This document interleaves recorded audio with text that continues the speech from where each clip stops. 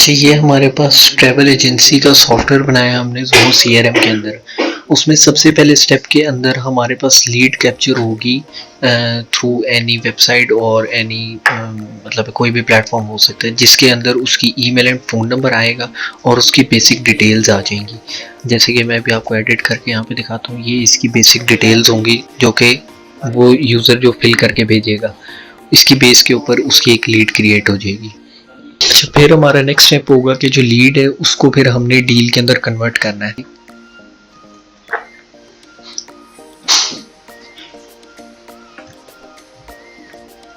ये हमारी जो लीड है वो कन्वर्ट हो चुकी है। अब हमारी डील के ऊपर ये स्टेजेस हैं। अब थ्रू एजेंट कॉल हम लोग क्लाइंट की रिक्वायरमेंट्स गेट करेंगे।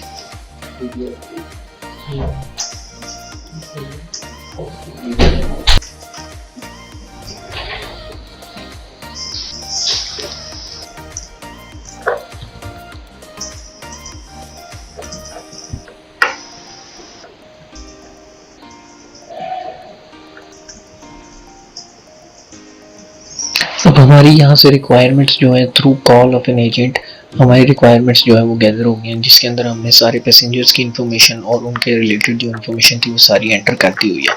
अब हम उसको स्टेप जो है मतलब है जो स्टेज है उसको अपडेट कर देंगे, जो कि हमारी रिक्वायरमेंट कलेक्टेड पे चली गई है। इसके बाद हम लोग जो है कोटेशन प्रिपेयर करेंगे फॉर अ कस्टमर। जैसे हम लोग क्लिक करेंगे हमारी कोटेशन प्रिपेयर हो जाएगी और वो ड्राफ्ट के अंदर चली जाएगी।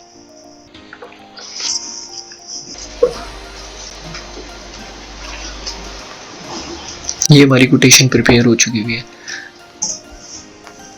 एज यू कैन सी जितनी भी हमारे वो थे नीचे प्रोडक्ट्स पड़े थे, जितने पैकेजेस पड़े हुए थे उनके अगेंस्ट हमारी ये कोटेशन प्रिपेयर हो चुकी है। अब हम इस कोटेशन को सेंड करेंगे टू अवर कस्टमर।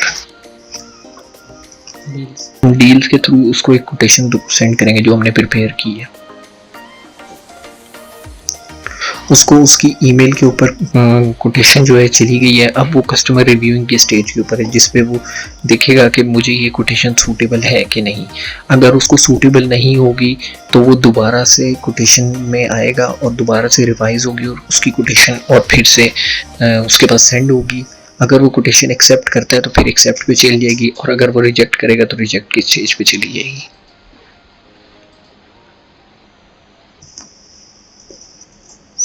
अब जैसे कि उसने कस्टमर ने रिजेक्ट कर दिया तो फिर से ये रिक्वायरमेंट कलेक्ट के ऊपर आ गया, जिस पे हम रिक्वायरमेंट दोबारा से एनालाइज करके उसको दोबारा से रिफाइन करके उसमें कोई अमाउंट का अगर इशू है उसको तो अमाउंट ठीक करके हम उसको देंगे, दोबारा से उसकी कोटेशन उसको सेंड करेंगे। जैसे कि अब मैं यहाँ पे एक आपको अमाउंट एडिट करके दिखाता हूँ।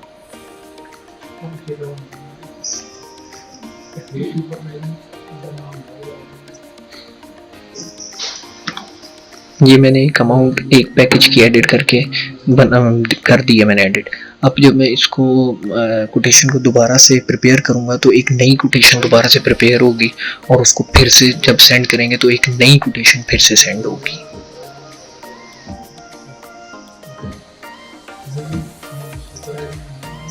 अब कस्टमर अगर एक्सेप्ट करता है तो ये कोटेशन जो है एक्सेप्ट हो जाएगी।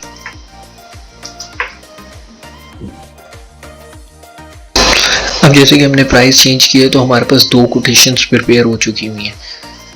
अब आपको कोटेशंस पे क्लिक करेंगे, ये दो कोटेशंस जो हैं ये प्रिपेयर हो चुकी हैं। ये हमारी पहले वाली कोटेशन है जो कि हमने रिवाइज करने से पहले उसको भेजी थी, जिसकी अमाउंट 36,000 है।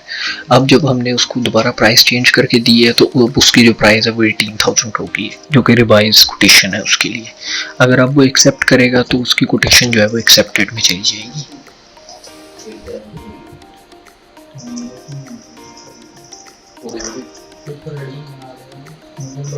अब उसी के बेस के ऊपर अगर उसकी कोटेशन एक्सेप्ट हो गई है तो उसकी जो है एक एडवांस की इनवॉइस बनेगी, जो कि 10 ये उसकी 10% एडवांस की इनवॉइस बनी है। अच्छा, अब जैसे ही हमने कोटेशन सेंड कर दी है, अगर कस्टमर ने कोटेशन एक्सेप्ट कर दी है तो यहाँ से हम लोग कोटेशन एक्सेप्ट करेंगे और साथ ही उसकी एक एडवांस की इनवॉइस बन जाएगी जो कि उसकी टोटल अमाउंट के 10% की होगी।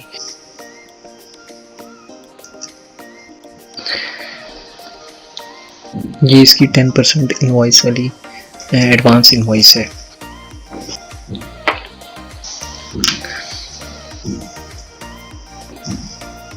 अब जैसे कि 18,000 हमारी टोटल अमाउंट थी पैकेज की, हमारे टोटल जो पैकेजेस थे उसका 10% भी बनता है, 1800 बनता है। ये हमें कस्टमर ने एडवांस में पे करना है। अब जैसे इसका स्टेटस यहाँ पे पेंडिंग स्टेट के अंदर है। अब जैसे मैं वहाँ से डील के अंदर से इसका स्टेज जो है चेंज करके सेंड करूँगा, तो ये जो इनवॉइस है ये कस्टमर को सेंड हो जाएगी और जो हमारी एडवांस के अंदर जो स्टेटस है पेंडिंग, वो चेंज होकर सेंड पे चला जाएगा। ये हमारा स्टेटस जो है चेंज होके सेंड हो गया। अब अगर मुझे उसकी पेमेंट रिसीव हो जाती है, मैं उसका स्टेज चेंज करके एडवांस रिसीप्ट में चला जाऊंगा। अब इसमें हमारे पास एक ऑप्शन है इंस्टॉलमेंट्स का। अगर मैं इंस्टॉलमेंट्स चाहता हूँ कि मेरे जो कस्टमर है वो अपने टोटल अमाउंट है उसको इंस्टॉलमेंट्स में पे कर ले, तो मैं उसको यहाँ से एक्सेप्ट करूँगा और उसकी नंबर ऑफ इंस्टॉलमेंट्स दूंगा। जैसे कि मैं यहाँ पे 3 देने लगा हूँ, 3 में दूंगा तो उसकी अब 3 इंस्टॉलमेंट्स बनेंगी उसकी जो रिमेनिंग अमाउंट है उसकी बेस के ऊपर।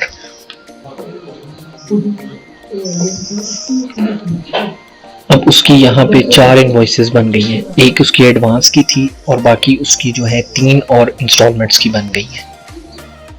अभी उनके स्टेटस पेंडिंग पड़े हुए हैं और जो हमारी एडवांस वाली थी वो हमें ऑलरेडी रिसीव हो चुकी थी, इसलिए उसका स्टेटस जो है पेड हो गया।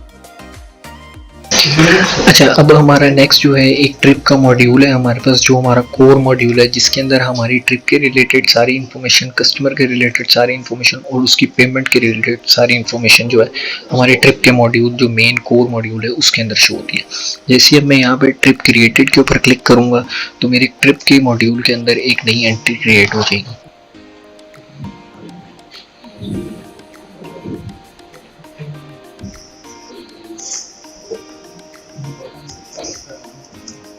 ये मेरी ट्रिप के मॉड्यूल के अंदर एक एंट्री क्रिएट हो गई है। ये हमारे पास सबसे पहला जो सेक्शन है उसके अंदर सारी कस्टमर की इन्फॉर्मेशन है, जिसके अंदर कस्टमर का नेम, उसके पैसेंजर्स की लिस्टिंग और ये सब कुछ है जो कि हमने डील से पहले से गेट कर लिया है। फिर उसके नीचे हमारे पास सारे पेमेंट का उसका जो उसने अगर इंस्टॉलमेंट्स की हुई है उसकी सारी इंस्टॉलमेंट्स, उसकी पेड अमाउंट कितनी है, अनपेड अमाउंट कितनी है, remaining amount and total amount, ये सारे अमाउंट का एक सेक्शन है। फिर उसकी जो जितनी ट्रिप की रिलेटेड इंफॉर्मेशन है वो इसके नीचे है कि उसके पैकेजेस कौन से थे और उसकी रेजर्वेशन और उसके कहाँ कहाँ क्या क्या स्टे है और सब कुछ यहाँ पे हमारे पास। फिर उसके नीचे जो है फॉरेन एडमिन, यहाँ पे हमने उसके ट्रिप का प्रॉफिट कैलकुलेट किया है, जो कि उसने कितनी ग्रॉस प्रॉफिट अर्न किया वहाँ से और कितनी उसकी इन्वेस्टमेंट, मतलब उसने एक्सपेंस कितना किया और उससे उसने क्या बेनिफिट गेट किया, ये यहाँ पे हमारे ट्रिप के मॉड्यूल के अंदर आ रहा है। अच्छा, अब जैसे ही हमारे पास ट्रिप क्रिएट होगी तो एडमिन की साइड पे उसके पास आएगा वेंडर की रेजर्वेशंस। जैसे वो वेंडर की रेजर्वेशंस करेगा तो उसकी वेंडर रेजर्वेशन के अंदर एक रिकॉर्ड क्रिएट हो जाएगा और उसके अगेंस्ट 2 बिल्स जो है वो भी रिकॉर्ड हो जाएंगे।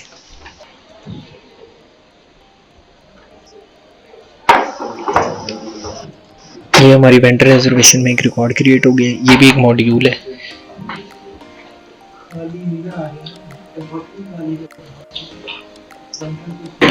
ये हमारी वेंडर रिजर्वेशन के अंदर उसका रिकॉर्ड क्रिएट हो गया जिसके अगेंस्ट आगे से ये 2 बिल्स हैं और ये उस कस्टमर के अगेंस्ट ये हुआ है।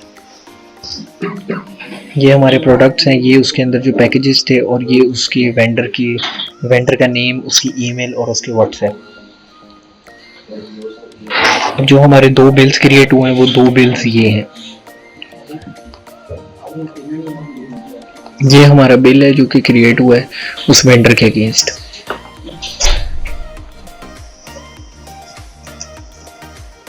ये सेकंड बिल है क्योंकि हमारे पास 2 पैकेजेस थे तो 2 अलग अलग बिल्स उनके अगेंस्ट असाइन हुए हैं, दोनों अलग अलग वेंडर्स को। जैसे ही हमारे पास वहाँ पे वेंडर की रेजर्वेशन और वेंडर के बिल्स हो जाएंगे तो हमारे ट्रिप के मॉड्यूल के अंदर स्क्रॉल डाउन करने पे नीचे यहाँ पे हमारे पास वेंडर की रेजर्वेशन, उसकी टोटल अमाउंट, ट्रिप पे कितना प्रॉफिट, ग्रॉस प्रॉफिट हमें क्या आ रहा है, हमारी टोटल जो रेजर्वेशंस है वो कितने की हैं, ये सारी कैलकुलेशन यहाँ पे आ जाएंगी। अब जो हमारे बिल्स बने थे, अब अगर मैं वेंडर रेजर्वेशन के अंदर आऊँ तो मेरे ये 2 बिल्स पड़े हुए हैं। अब इनका अगर मैं स्टेटस यहाँ से पेड करूँ, जो मेरे जो बिल्स पड़े हुए हैं वो ऑटोमेटिकली वहाँ पे उनका स्टेटस अभी ड्राफ्ट है, ऑटोमेटिकली पेड पे चला जाएगा। मतलब मुझे जो है इसकी अमाउंट जो है मैंने उनको सेंड कर दी हुई है। यहाँ से ये स्टेटस जो है पेड हो गया है। अब अगर मैं यहाँ से पेड करूँ, ये अभी जैसे ड्राफ्ट में पड़ा है, ये मेरा दूसरा बिल है। अभी मैं यहाँ से अगर पेड करूँ तो मेरे वेंडर रिजर्वेशन के मॉड्यूल के अंदर ये जो स्टेटस अनपेड है ये अपने आप पेड हो जाएगा। ये वाइस वर्सा है। ये दोनों अब हमारे पास जो बिल्स हैं हमने वेंडर्स को पे कर दिए हुए हैं। अब हम ट्रिप के मॉड्यूल के अंदर है कि जब हमारा कस्टमर जो है उसने 3 इन्वॉइसेस बनाई थी, अगर वो चाहता है कि मेरी एक इन्वॉइस जो फर्स्ट इन्वॉइस है वो उसको पे करता है, जो कि मेरी ये वाली है इंस्टॉलमेंट, वो अगर इसका स्टेटस यहाँ से पेड करता है, मतलब मुझे उसकी पेमेंट रिसीव्ड हो गई है, वहाँ से मेरे ट्रिप के मॉड्यूल के अंदर वो ऑटोमेटिकली उसका स्टेटस पेड हो जाएगा। ऊपर जो पेड अमाउंट है वो 1800 थी, वो अब चेंज होके उसमें एडिशनल जितने 5400 है वो ऐड हो जाएंगे और उसकी रिमेनिंग अमाउंट में से वो माइनस हो जाएंगे और उसका जो स्टेटस है वो पेड हो चुका हुआ है। इसी तरह बाकी भी दोनों जो इनवॉइस हैं वो भी जब उनके स्टेटस पेड हो जाएंगे तो मेरे पास रिमेनिंग अमाउंट जो है वो ज़ीरो हो जाएगी और पेड अमाउंट के अंदर टोटल जो मेरी अमाउंट होगी वो सारी पेड हो जाएगी। अब जैसे ही हमारी एक जो इंस्टॉलमेंट है वो पे हो गई है तो हमारे पेमेंट के मॉड्यूल के अंदर उसकी एक पे स्लिप जो है वो बन जाएगी, जो कि वो ये है कि उसने अमाउंट जो है वो ये वाली पे करती हुई है फॉर द कंफर्मेशन। ये उसकी रिसीविंग की आ गई है कि उसने इतनी अमाउंट जो है इस इंस्टॉलमेंट की पेड कर दी है, इस कस्टमर के अगेंस्ट ये मेल है और ये टोटल अमाउंट है, उसने ये सब कुछ पे कर दिया, वो ये उसकी फर्स्ट इंस्टॉलमेंट है।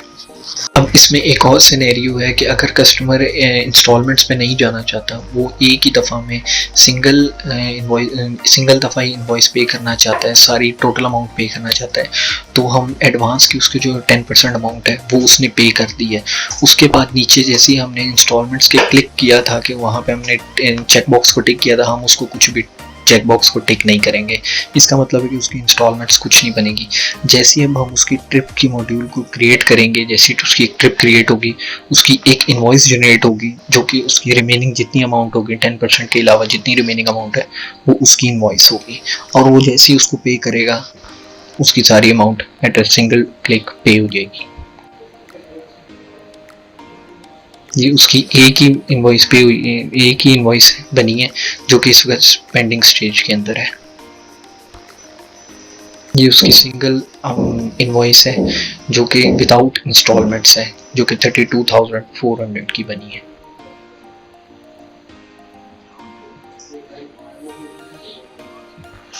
अब उसका एक ट्रिप का मॉड्यूल के अंदर उसकी ट्रिप क्रिएट हुई है जो कि ये है,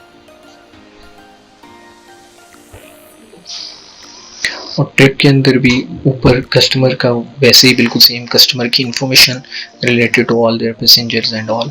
फिर उसके नीचे पेमेंट की इंफॉर्मेशन जो कि टोटल ओवरऑल कि उसने कितनी पे कर दी है, कितनी उसकी रिमेनिंग है और उसकी एक इंस्टॉलमेंट है और नॉन इंस्टॉलमेंट है ये वाला, और उसकी रिमेनिंग अमाउंट कितनी और उसने अब तक पे कितनी कर दी है। फिर उसके नीचे उसी की ट्रिप की इंफॉर्मेशन, उसके वेंडर की रिजर्वेशन, उसके ट्रिप का प्रॉफिट, ये सब कुछ आ रहा होगा वहाँ पे जिस तरह पिछले वाले में आ रहा था जिसमें इंस्टॉलमेंट्स थी। अच्छा, अब जितने हमारे पास स्टेटसेस, कोटेशंस, इनवॉइसेस, जितनी हमारे पास स्टेटस पेड में जा रहे थे ना वो हमारे पास मेल पे रिसीव हो रहे हैं अटैचमेंट की सूरत में। अब जैसे हमारे पास जो सबसे पहले हमने कोटेशन भेजी थी जब कस्टमर ने रिजेक्ट की थी, वो ये कोटेशन भेजी थी हमने उसको। अब अगर उसने रिजेक्ट हमें कर दी थी तब तो हमने उसको फिर से एक सेकंड कोटेशन भेजी थी जो कि ये थी 18,000 की। फिर हमारे पास आ जाएगी एडवांस की इनवॉइस की जो कि ये है पीडीएफ।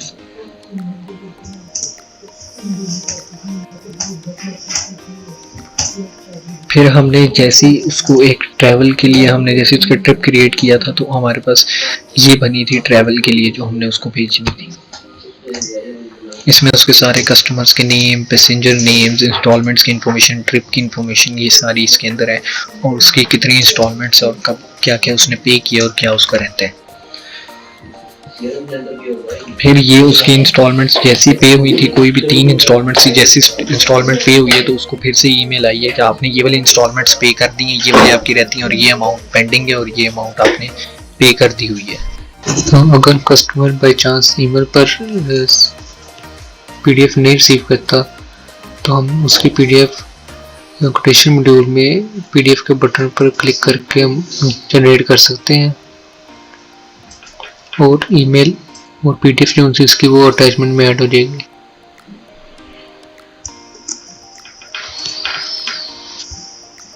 और PDF, ये PDF इसकी अटैचमेंट में ऐड हो गया है।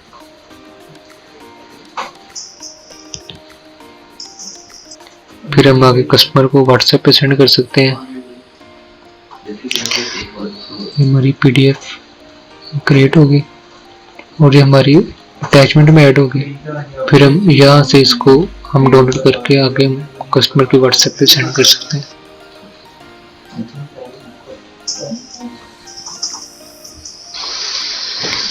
इसके एडवांस की जो 10% इनवॉइस है वो इसकी क्रिएट होगी।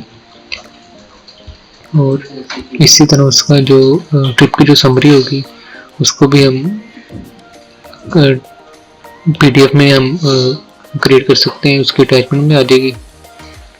और अगर उसकी इंस्टॉलमेंट है तो हम इंस्टॉलमेंट वाली करेंगे, अगर उसकी नॉन इंस्टॉलमेंट है तो हम नॉन इंस्टॉलमेंट PDF करेंगे।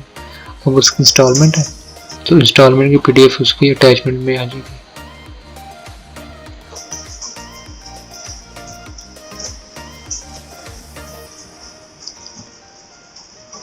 इसकी अटैचमेंट में आ गई।